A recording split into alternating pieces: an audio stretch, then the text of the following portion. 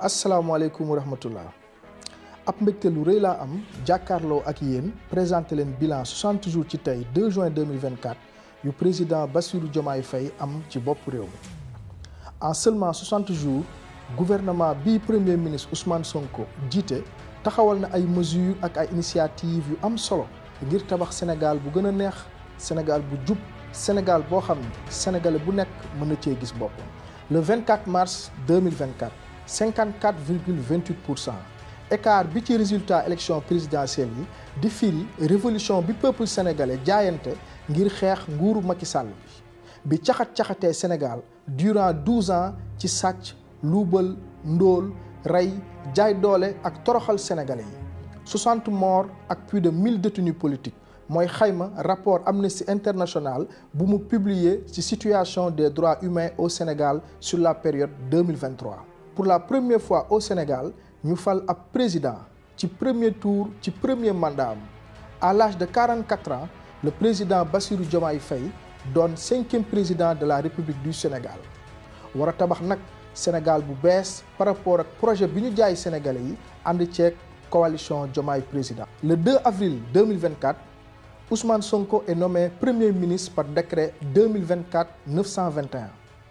Le 5 avril 2024, Premier ministre Ousmane Sonko présente son équipe gouvernementale, 25 ministres, 5 secrétaires d'État. mu nekk gouvernement de rupture méngoo ak rupture systémique bi Ousmane Sonko jaayoon Sénégalais. dañoo bëgg la ñuy soppi du doon rek nit bi jiite waaye doxalin bi. li ñuy wax ñun système ba léegi xale yu ndaw yi sax ma rob ñu ne ma Sonko système ni ñuy doxalee la Sénégal ne d'accord ñu ci dañoo bëgg loolu soppi Sénégalais bëggatuñu njiitu réew goo xam ne gannaaw buñ la jiitalee jël jumtukaayu réew mi yëpp teg sa loxo muy administration muy budget bi xaalis kopparu réew mi muy administration bi muy diplomatie bi ba ci sax mun nañu wax ci benn fànn justice ak ñoom seen. ci gouvernement bu bees bi ay xar kanam yu bees jógee ci société civile bi ñu ràññee leen ci seen xam-xam ak seen patriotisme changement également au niveau du ministère de l'intérieur bi nga xam ni depuis nguur Abdou Diouf ay politiciens lañ fa daan teg li ci gën a bëri ngir sàcc élection gën a yomb ak toroxal opposant au régime waaye à chaque fois ñu teg fa officier ministère de l'intérieur liggéey bu mucc ayib lay mën a def. ñu fàttaliku général Niang ancien ministre de l'intérieur du Sénégal de 2000 à 2023 moo tax ma rafetlu nomination général Jean-Baptiste Tine ñu ràññee ko ci yar ak dëggu. ñu fàttaliku manifestation mars 2021 bu mu bañee ànd ak Macky Sall ci toroxal sénégalais yi ci lañ ko yóbbu retraite forcée. deuxième acte de rupture bi ma gën a marqué le mercredi 3 avril ci guddi à la veille de la 64e anniversaire d'indépendance du Sénégal. Président Bassirou Diomaye Faye démissionné ci poste secrétaire général bu parti Pastef Patriote. cërub ndombal tànk secrétaire général Pastef les Patriotes bi ma tàkkoon tekki naa ko bés ni ko tey pour doon président boo xam ne dafa tëddee njaaxaanaay. lu mësta am Sénégal luy firndeel régime bu bees bi dañoo fas yéene respecter seen engagement tabax Sénégal bu juste rupture bi ñuy woote tàmmale ci ñoom. également. Premier ministre Ousmane Sonko moom tamit démissionné ci poste mairie de Ziguinchor bi ñu ko faloon. Premier conseil des ministres moo ngi am le 9 avril 2024 président de la République Bassirou Diomaye Faye sant nguur gu bees bi mu doxal liggéey bi sukkandiku ci projet bi ak 5 orientations majeures. bi ci njëkk jeunesse éducation formation entrepreneuriat emploi des jeunes et des femmes. ñaareel bi lutte contre la cherté du coût de la vie et augmentation du pouvoir d'achat. ñetteel bi modernisation de la justice et protection des droits humains. ñeenteel bi souveraineté économique et exploitation optimale des ressources naturelles. juróomeel bi consolidation de l'unité nationale et des solidarités.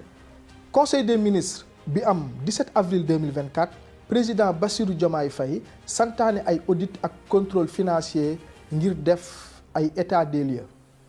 ñu fàttaliku tuuti Macky Sall bi muy doon soog a falu lan la fi waxoon. Quand vous prenez un pouvoir nouveau, la moindre des choses c'est quand même de faire l'état des lieux. Il faut que vous sachiez ce que vous avez entre les mains, dans quel état vous l'avez, quel est le niveau des engagements de notre pays, quel est le niveau de la dette, Depuis quelques années, apparemment, le niveau de la dette a grimpé à une croissance exponentielle. ñoo ko déggandoor président Bassirou Diomaye Faye santaane ñu publier rapport yi OFNAC Cour des comptes ak IGE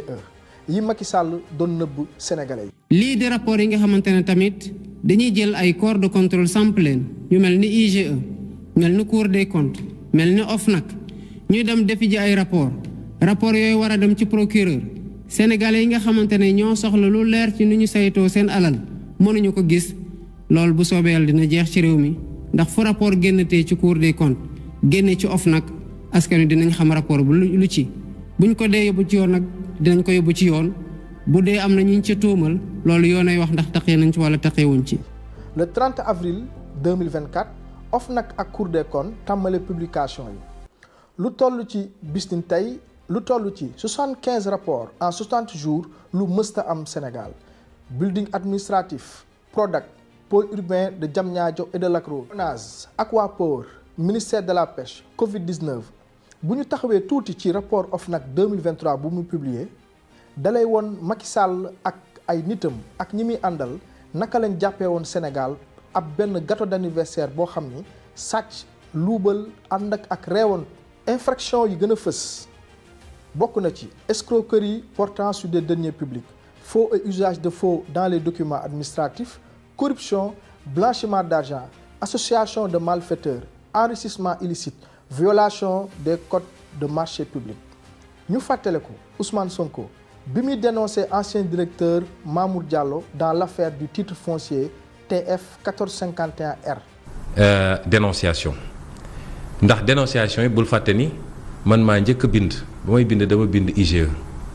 bind OFNAC muy lu am solo ñu dellu si waat ma bind plainte teg ko ci table procureur 4 mai 2018 procureur teg ci tànkam ne du ci àddu dégg ngeen ko yéen ñëpp ci conférence de presse mu ne comme Sonko nee na moom dafa jël 8 mois pour préparer dossier bi ma ni damay jël sama temps nga loolu doo ko procureur ma gis ni kii narul dem ma wëlbatiku dem déposer plainte ci table doyen des juges boobu plainte nag moom lay développé bu si kanamee tuuti ñu dellu si waat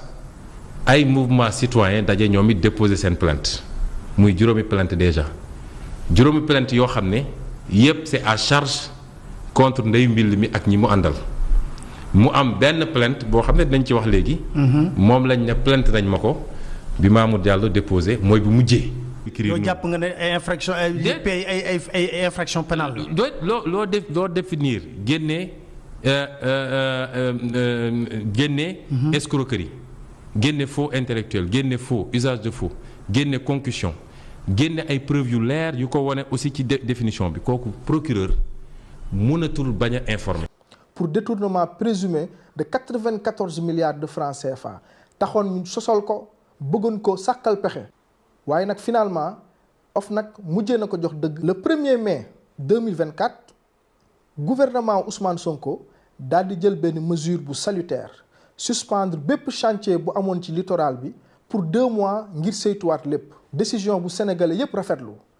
mu nekkoon lu premier ministre Ousmane Sonko à l'époque dénoncé woon fële ca plage Mermoz. waaye gis ngeen li fi xew lii ce n'est plus à présenter littoral bi yépp jël nañ ko fii moom mooy ñun amatuñu fi droit lii lépp new fi woon il y a quelques mois en arrière new fi woon waaye ñëw nañ ko accaparé yépp léegi nag comme lot de consolation lan la ñu defal ñun consommateurs yi mooy escalier bi ngeen gis parce que amu fi woon boo ñëwaan fii ab rang-rang nga doon wàccee escalier bi nga xam ne jarul sax 200 000 moom lañ fi def moom la ñuy naxee les utilisateurs de la plage pour leur dire que maintenant le problème est réglé. li ma waxee nag ci may door sama waxtaan mooy du problème mu benn nit wala benn kuréel problème mu sénégalais bi su ko sénégalais bëggoon mu arrêté tey dina arrêté bu soobee yàlla. li ma ci wax nag ñaar la foofu laa ko conclure benn bi mooy ñi mu concerné ñi ñu jox fii bu yóbboo je leur lance un message bu yóbboo ñu bañ fee def seeni milliards. ma ci gën a yëm nag mooy scandale foncier bi am Mbourkat 3000 hectares bu jógee ci déclassification forêt de Thiès pour tabax nouvelle ville de Thiès mu nekk benn bamboula financière entre Macky Sall ay xaritam ay mbokkam ay alliés am séddoo lépp ba mu des lu dul 3 hectares ñu daal di koy jox ville de Thiès. Bassirou Diomaye Faye président de la République bi mu demee sur les lieux di constater lii la fa waxoon. Et au même moment, j'avais entendu le maire de la ville de Thiès dire qu'on lui a donné que 120 parcelles de 200 mètres carrés qu'il devait distribuer à ses concitoyens. Je viens d'apprendre avec les services des domaines que la nouvelle ville de Thiès, qui se trouve principalement dans la commune de Keur Moussa, donc presque les 2000 ou plus de 2000 hectares sont situés dans la commune de Keur Moussa, que la commune de Keur Moussa n'a obtenu que 25 parcelles pour loger les habitants de Keur Moussa. Vous avez vu avec les services qu'il y a des gens, des politiciens, à qui on a donné, des hommes d'affaires, à qui on a donné 100 hectares, 30 hectares, 13 hectares, 50 hectares, et même pour l'un d'entre eux, on parle de 200 à 300 hectares. Le 8 mai 2024, beneen décision bu am solo ci conseil des ministres président Bassirou Diomaye Faye fàttali solo pêche artisanale ak xeex pêche illicite. Publication liste navire yiy battre pavillon au Sénégal firndeel caxat-caxatee bi amoon ci wàllu pêche. 132 navires industriels battant pavillon sénégalais dont 19 étrangers officiels. Ñu découvrir li ci gën a bëri ci navires yi ay prête-nom ay gan yu lëkkaloo ak ay sénégalais di mubboo kayitu Sénégal ngir napp ci sunuy tur. Le 24 avril 2024 président Bassirou Diomaye Faye feddali solo souveraineté alimentaire ba tax na ci conseil interministériel Ousmane Sonko daal di siwal lu ñuy wax doctrine de souveraineté alimentaire. Plus de 120 milliards ci koppar ñu investir ko ci campagne agricole 2024. 310 milliards ci ay bor diggante 2020 ba 2023 yi fi Macky Sall bàyyi woon ameloon ko opérateurs yi ñu daal di leen koy fay. Révolution bi gën a fës mooy digitalisation ci campagne agricole ak système biy def chaque opérateur ak producteur mu am benn carte d'identité digitale ab identifiant pour mën a am suivi à temps réel. Mais également lëkkaloo ak armée force de l'ordre ak défense à travers une cellule logistique ngir séddale engrais yi intrants yi ak semences yi mën a jaar ci yoon ba béykat yi mën cee jot ndax kat li fi jiitu woon li ci gën a bëri ci engrais yi ak semences yi béykat yi daanuñu woon gis dara Macky Sall ak ay xaritam ak ay xaritam ñoo ko doon séddoo. ñu fàttaliku wax yi Moustapha Cissé Lo waxoon assemblée nationale. bi baaxul bàyyi leen ñi leen di wër naan leen ay profession amuñu tool jiw kenn du ko jox ku koy jaay ji café de Rome mën produire 1 tonne nga jox ko semence 10 tonnes 100 tonnes mu jaay ko parce que subvention de l'État ci ne am na ku may jaay 1000 tonnes yu ngeen ko jox engrais mënu koo fournir parce que amul xaalis banques yi wóoluwuñ ko man ma mën a am 2 milliards ci banques yi di ko laaj bokk ci pouvoir bi di opérateur yi ko président de la chambre de commerce d'industrie ak d'agriculture de Diourbel gone yi nga xam ne bu ñu faloo Macky leen fal ni Cissé Lo du wax di ko saaga du ma ko nangu. lu jëm ci wàññi dund bi nekk na priorité bu am solo boo xam ni président de la république bi mu toogee ak tey def na ci ay jéego yu rëy a rëy pour ñu mën a wàññi dund gi. wàññi dund gi bu cher gi président Diomaye Faye daf ko def priorité depuis ca njëlbeen le 24 avril 2024. bi mu santee gouvernement Ousmane Sonko ñu proposé ko un plan d'urgence opérationnel pour wàññi dund gi Ousmane Sonko ci la jëlee ay mesures yu am solo. ci yile mesures mun nañ ci lim surveillance des prix des denrées de première nécessité contrôle permanent des prix régulation des coûts de loyer transformation du commerce intérieur mise en œuvre de la doctrine souveraineté alimentaire bi mu leen limal léegi ci kaw. yàggul dara Ousmane Sonko génnaat na wax ci ñu déglu ko. dina wàññi coono askan wi ci li jëm ci dund gi loolee ñu ngi ciy liggéey ànduñu ceeg benn pression nag waaye ñu ngi ciy liggéey te ci fan yu néewal dinañu ñëw ne askan wi résultat baa ngi nii ci li mën a nekk tey ak li mën a nekk ci kanam ak li nga xam dañ koy liggéey dans le long terme. ñu waxoon leen ni dinañu góorgóorlu bu ngeen ñu wóoloo ba dénk ñu fexe ba li nga xam ne mooy yitte yi wala li nga xam ne mooy li ñuy jiital mooy nu ñuy def ba dajale koom gu doy dugal ko ci mbay mi dugal ko ci càmm gi dugal ko ci napp gi jaare foofu taxawal li ñuy wax industrie ay usine ba loolu mën a jur ci réew mi koom te lu jur koom andi liggéey lu andi liggéey wàññi ndóol liggéey boobu ñoo ngi ci te lii ma wax ni yëpp ñoo ngi koy tënk ci lu matul ñaari weer ñu ciy liggéey goo xam ne amul noppalu. lu jëm ci importation de riz Sénégal mooy 3e importateur de riz d'Afrique sur 52 pays Sénégal moo jël 3e ci ginnaaw Nigéria ak Côte d'Ivoire te tey jii boo jëlee Nigéria ak Côte d'Ivoire Nigéria rek population moo ngi toll ci 218 millions d'habitants alors que Sénégal 20 millions dong lañu loolu buñ ko analyser war nañ xoolaat bu baax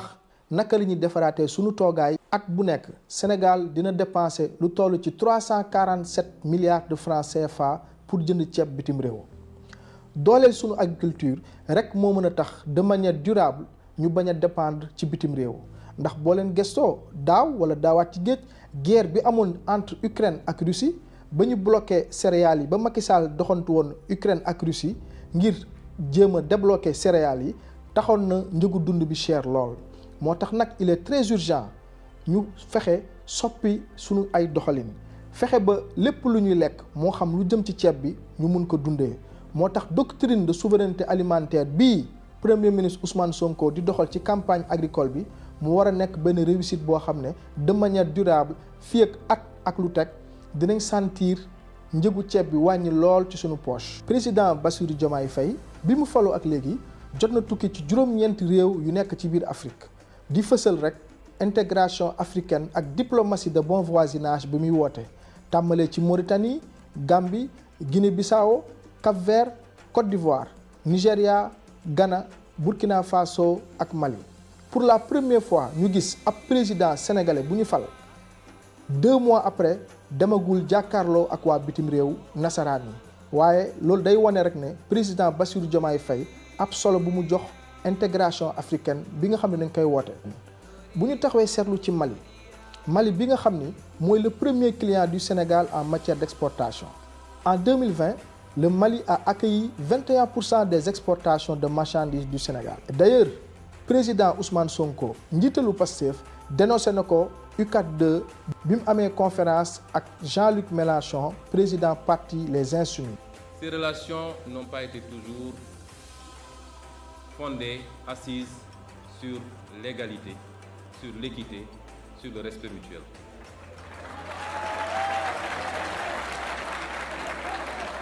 Ces relations jusque-là ont été des relations léonines au détriment des Africains et du continent africain.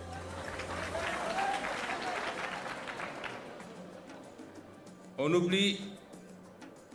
seulement une chose, c'est qu'une grande partie de l'argent qui est dans le porte-monnaie, dans notre porte-monnaie, ça s'entend du porte-monnaie des Occidentaux, des Européens en particulier, vient précisément de l'exportation depuis des siècles de l'Afrique. Pas uniquement, mais beaucoup vient de l'exploitation de l'Afrique. Alors il faut avoir un petit peu de bon sens, je ne dis pas de générosité, de bon sens, de justice pour rendre aux Africains, je dirais, ce qu'on leur a pris, d'autant que c'est nécessaire si on veut éviter les pures convulsions ou difficultés. ci xayma ay échanges commerciaux entre Sénégal ak France en 2022 ñoo ngi ko xayma ci 1000 milliards d'euros excédent commercial bi nekk en faveur de la France alors que Sénégal mooy 56e client wu France en matière d'exportation ay rapports yu inégalitaire jubal jubanti président de la République le 28 mai 2024 mu lancé ay assises de la justice est rendue au nom du peuple sénégalais kon boog dafa am solo rétablir relation de confiance entre justice sénégalaise ak askan wi bi nga xam ni perception bi mu amoon dafa dégradé wu ci at yi weesu Macky Sall nekkoon ci nguur gi. Les objectifs donc assignés